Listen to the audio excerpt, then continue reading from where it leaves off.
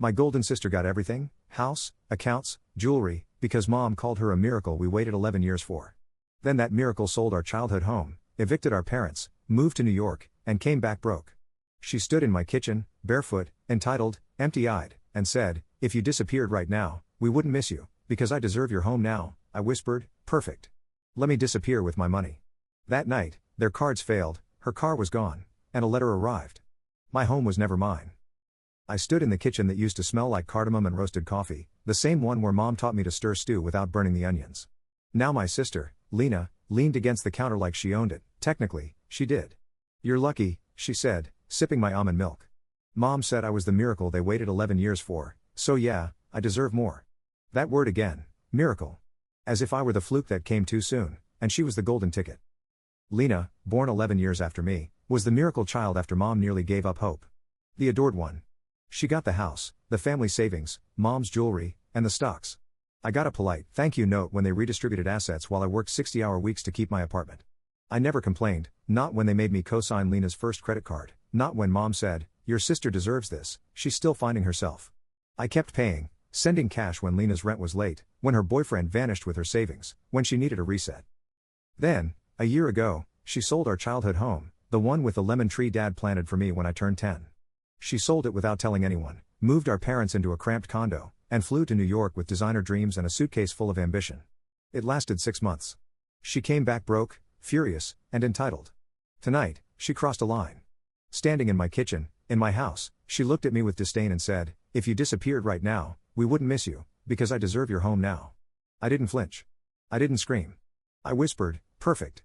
Let me disappear with my money." That night, I made 3 calls. By morning, Lena's car was gone, their shared credit cards declined, and a letter arrived, unmarked, cold, final. Lena was born when I was 11. They called her a miracle, I called her the day my life stopped being mine. Before Lena, I was the son who mattered. I got hugs for good grades, my drawings were taped on the fridge. Dad said I had an engineer's brain and let me help fix things around the house. I was going to grow up, maybe take over grandpa's business. Then mom got pregnant, unexpectedly, miraculously, and I became the first draft. Cody's phone? Cancelled. Insurance? Gone. Rent? Not another cent. Let his friends drive him around now. Let him sleep on someone else's couch. Let him feel what life's like when you burn the one bridge that mattered. He tried reaching out on Sunday from someone else's phone. No apology, just a "can we talk?" I didn't answer. Monday morning, my brother called, and that's when it started, because he didn't call to fix anything. He called to remind me of my place. "So, you canceled everything?" he said, like I'd shut off the heat in the middle of winter instead of cutting a grown man loose. I told him yes, calmly, no drama, no explanation. Just yes. He let out a sigh, this dramatic, annoyed sound, like I had created the mess. "Jesus, Ari, don't you think you're being a little petty?" he said. I didn't answer. I wasn't going to justify it. Then he said something that finally peeled back everything polite between us. "You act like you're some kind of martyr because you throw money around like it makes you better than the rest of us, but at the end of the day, you're still the guy who spends Christmas alone. So don't pretend helping out makes you some kind of hero. You've just been buying your way into this family since the day Cody was born." I didn't respond right away. I let the silence sit there. I'd spent the last decade covering for him. He lost his job in 2017, I covered his mortgage for 4 months. When Cody needed braces, I chipped in half. When they wanted to surprise Cody with a car for his 17th birthday, guess who was asked to just co-sign? Nothing major. All that time, I thought I was helping. Turns out, they thought I was trying to buy relevance. I told him I was done. He said, "Done with what?" I said, "With acting like this is normal." Then I reminded him of the rental house, a 2-unit property upstate we bought together 10 years ago. A small inheritance from our mother had gone into it. I put up most of the money, but it was supposed to be a joint thing. He'd handle maintenance, I'd handle the books. And for years, he'd quietly pocketed half the rental income like clockwork. I told him I was taking full ownership. I had a lawyer draw up paperwork over the weekend, buyout offer, notarized, fair price. I told him he could sign or contest it, but either way, it was happening. I wasn't going to keep funding people who turned me into a punchline at dinner. He laughed, like it was a bluff. "You're going to cut your brother out of the only decent investment he has?" "Yes." His voice dropped. I could hear the shift from arrogance to panic, but before he could finish whatever excuse was coming next, his wife got on the phone. She didn't ease into it either, just jumped straight into a monologue like she'd been rehearsing it for years. Lena came out crying and never stopped. She got the big nursery, the custom nameplate. I got moved to the attic. She threw food, Mom giggled. She failed math, Mom blamed the teacher. She lied, manipulated, Wrecked things, she was just sensitive. When I said it wasn't fair, Mom snapped, "You're older. Be patient. Be grateful." I learned to shut up. I became the responsible one, the invisible one, while Lena spiraled from tantrum to tantrum. I stitched our world together, first job at 14, first paycheck at 15. Mom borrowed it for Lena's ballet fees. Every milestone of mine was a background prop for her spotlight. College?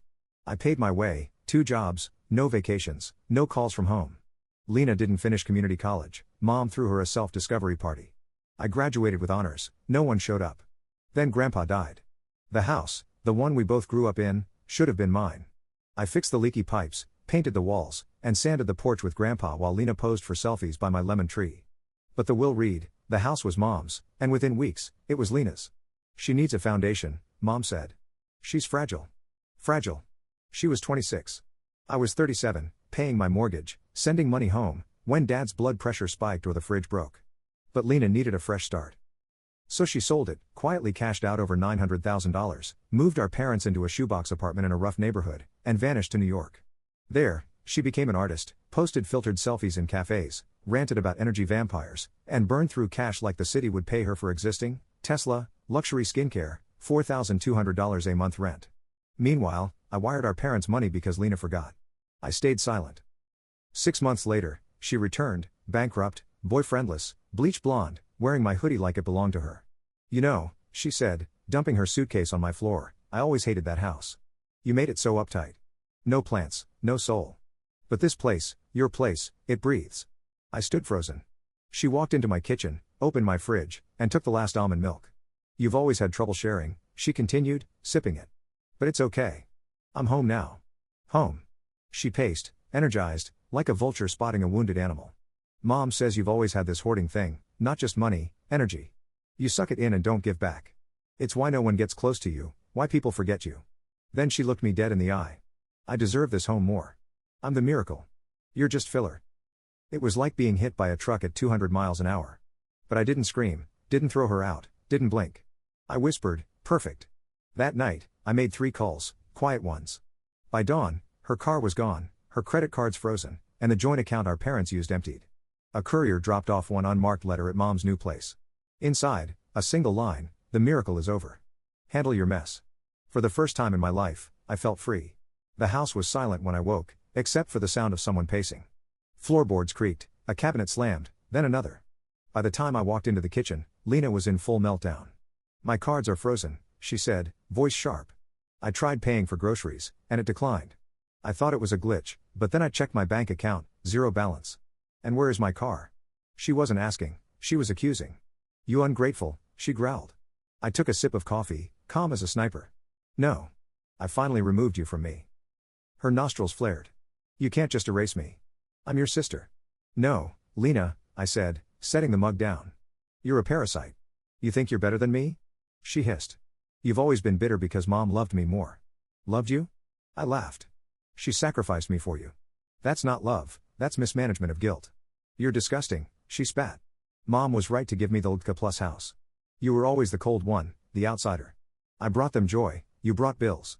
I stepped closer. "You sold their home behind their backs, dumped them in a cheap apartment, blew through the inheritance, and came crawling to me. Now you're mad I finally said no." "No one ever says no to family." She screamed. "That's why we're broken," I said, "because no one ever drew a line." The doorbell rang. Lena froze. I opened the door. Our parents stood there, Mom clutching a grocery bag, Dad pale and sweating. Mom's first words: "Why did the pharmacy say our account is closed?" I stepped back, letting them in. "Because it is," I said. "I stopped paying." Mom blinked. "You're cutting us off?" "I'm reclaiming my life." Dad took a step forward. "Son, you've always been the stable one. We needed you." "And I needed you," I snapped, "when I was 15, working 2 jobs while Lena got piano lessons. I needed you when she crashed her 3rd car and blamed me, when she told me to disappear, and you just nodded." "Lena was hurting," Mom whispered. "She didn't mean it." "She meant every word," I said, "and so do I." "You're abandoning your family," Dad said. "For what? Pride? For peace." Lena folded her arms. "Wow, so this is it? You're playing God now?" "No. God forgives. I'm just done playing victim." I reached into the drawer, pulled out 3 envelopes, and handed one to each. "Legal notice," I said. "You're removed from my accounts." "Lena, the car was repossessed, it was under my name." Your credit cards? Closed. That rent you've been freeloading on for 3 months? Paid through Friday. Then I changed the locks. You're serious, Mom said, her voice trembling. As serious as when you told me to sit out Christmas because Lena was having a rough year, I replied, as serious as when Dad said, it's just money, Alex, help your sister. Dad clenched his fists. You'll regret this. No, I said. I regret every year I didn't do it. Lena was shaking. So what, you just cut us loose like we're nothing. You made yourselves nothing the moment you decided I only mattered when you needed something. Mom started crying, helpless sobs. We don't have anyone else. You had me, I said, and you broke me. Now you can figure it out. Lena hit me. I staggered back. The room froze. Then I smiled. You just made this easier. I walked past them, grabbed her suitcases, and tossed them out the front door, one by one. You've got until sundown. You're heartless, she said, voice cracking. No, I said. I finally have a heart, and I'm using it on myself. Mom collapsed into a kitchen chair, sobbing into her hands. Dad stood there, face hollow. You were supposed to be better than this, he said. I am, I replied. I opened the door wide. They walked out slowly, like they were waiting for me to stop them, to brake, to backtrack. I didn't. I locked the door. I stood there, hand on the knob, cheek stinging from Lena's slap, and laughed, loud, free, real. For the first time, I wasn't the background character in someone else's melodrama. I was the one who lit the match and watched the road burn. The silence after wasn't peaceful, it was surgical. For 37 years, my life had been a crowded hallway of guilt, obligation, and manipulation. When the door clicked shut, the constant alarm in my head turned off. But peace doesn't arrive gently. The first 3 days were chaos. Lena messaged nonstop, voicemails, texts, emails, even DMs on platforms I forgot I had. Her tone shifted hourly, furious, begging, vengeful, fake sweet, then nuclear rage. Enjoy your oat milk while it lasts. I'm your sister, this isn't you. I told Mom what you did, she's devastated. This is a mental health crisis, and you abandoned me? Then came calls from unknown numbers, relatives I hadn't heard from in years. My aunt in Detroit, how could you turn your back on your parents? Your mother cried herself to sleep. My cousin Nathan, who once asked for $5,000 and ghosted me, dude, you always seemed like the responsible one. What's going on? My response to all, ask Lena where the money went. Radio silence after that. Day 5, Mom showed up alone, no tears, just cold, hard eyes and a Tupperware container, her peace offering. I made your favorite soup, she said. Lena told you to come? I asked. She's staying with a friend, she replied. Not that it's your concern. Then why are you here? I miss my son, she said, the one who took care of us. You mean the one you used? Don't do this. You're hurting the family. No, I said. I just stopped bleeding for it. She sat down, uninvited, like always. You've always been so dramatic, Alex, this martyr complex, I snapped, louder than I meant. You don't get to rewrite history. I gave you everything, paid your rent, covered Dad's medical bills, bought Lena's groceries, clothes, therapy retreats, bailouts. I watched you give her love and applause and called me stable so you could ignore me. Her lips tightened. I earned my silence, I said. You don't get to guilt me out of it now. She tried guilt tripping, threatened health scares, said Lena's mental health was deteriorating. I didn't flinch. I let her talk, then stood, walked to the door, and opened it. You have 5 minutes to leave. After that, I call security. She looked stunned. You're choosing money over blood? I'm choosing sanity. She walked out, didn't take the soup. Week 2 is eerily quiet. I'd expected a nuclear attempt to shame me, publicly, maybe lawyers. Instead, nothing. That scared me more. On day 15, I got an email from Lena's ex-boyfriend. Subject, you might want to know this. Inside, screenshots, emails, voice notes. Lena tried to open a credit card in my name a month before returning from New York. She'd been preparing in case I didn't roll over. She had my old documents, knew my passwords, and handled my mail when I traveled. I trusted her.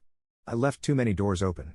That day, I called my lawyer, filed fraud alerts, installed cameras, changed every password, shut down every connection to that family, even the secret emergency account I'd set up for them. Gone. No more parachutes. By week 3, something clicked. I stopped apologizing in my head, stopped fantasizing about a perfect family reunion where they understood. I understood, they didn't love me, they loved what I could do. Now that I had nothing left to give, they had nothing left to say. Week 4, something wild happened, I started living.